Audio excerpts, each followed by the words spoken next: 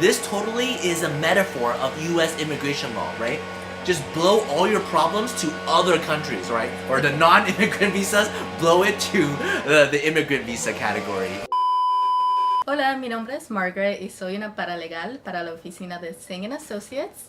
Y hoy en día estoy aquí con el abogado Joseph. Hola! Apenas atendemos la conferencia de ELA y estuvimos en una presentación que fue diseñada para ayudar a los que practican la ley de familia a poder saber de los conocimientos de la ley que pueden ayudar a otros solicitantes a ser elegibles a través de su empleo o a través de su experiencia.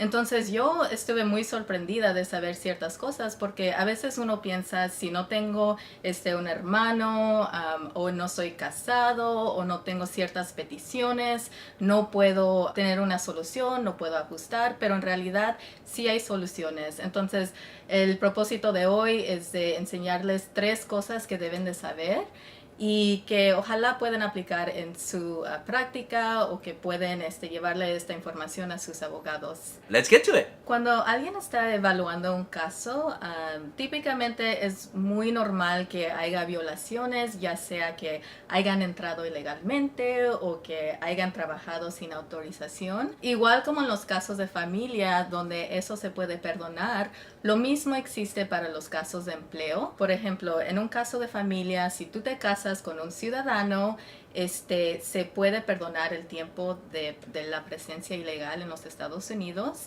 Y al igual, en el empleo se puede usar la ley del 245K y es la ley del 245K. Y básicamente esta ley está explicando que si usted entró legalmente, pero ha tenido trabajo sin autorización, todavía puede ser elegible para ajustar, pero solamente la clave es que tiene que tener menos de los 180 días del trabajo. Y entonces en nuestra oficina hemos trabajado muchos casos usando esta ley y Joseph puede explicar un poquito más.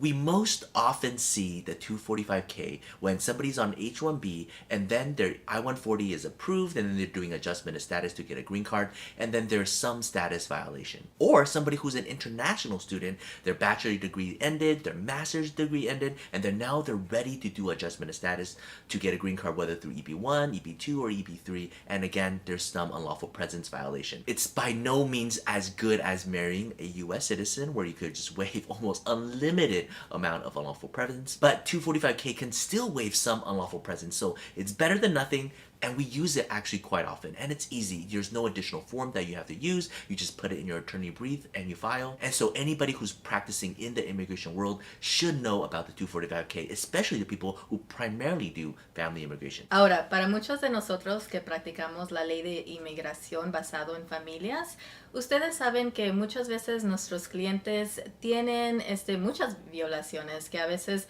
han entrado ilegalmente o han trabajado sin autorización. Entonces lo bonito de esto es de que quizás pueden usar la ley 245I, que es la ley 245I, y esa ley básicamente perdona algunas de las cosas que acabo de mencionar. Términos simples, la ley de 245I básicamente dice que si usted tuvo una petición sometida antes del abril 30, 2001, puede calificar para usar esta ley y luego quizás aplicar para el ajuste de estatus o quizás usarlo para una aplicación o una petición basada en su empleo. Típicamente esa petición de todos modos los ayuda a calificar. Entonces nosotros tenemos muchos casos y ejemplos donde hemos usado esta ley.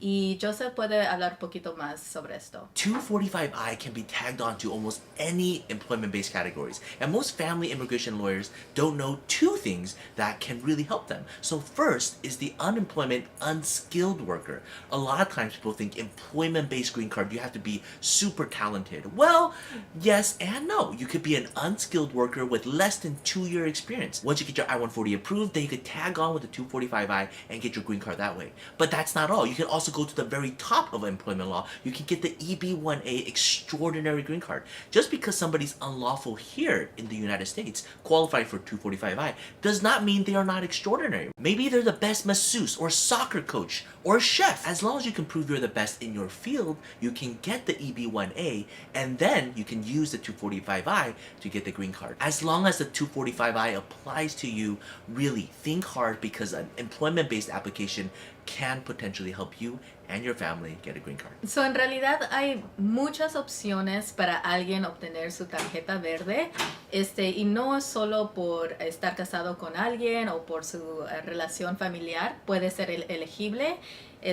A veces esas peticiones, como por ejemplo de su hermano, pueden durar 15 o más años. Entonces, en verdad queremos que ustedes sepan que hay muchas soluciones creativas, y lo más que ustedes apliquen diferentes leyes pueden ayudar a sus clientes. I actually made a separate video. There's 42 ways to get a green card. If you're interested, you should check it out. But the key takeaway is that there's just so many options to get a green card. And if you combine the family-based options with the employment-based options, a lot of times somebody just needs to get into the US first. And when you add all the non-immigrant visas, like the O or the E, where you can renew an infinite amount. Some people are on E2 visas for like 20 years. The TN as well, right? When you include all of those, it's far more than 42. If you are only a business immigration lawyer, or if you're a family immigration lawyer, you should really try to understand both sides, because with the combination of the two, the world is your oyster. Así que no se limiten. Esa fue nuestra primera sesión, pero gracias por mirar y nos miramos pronto.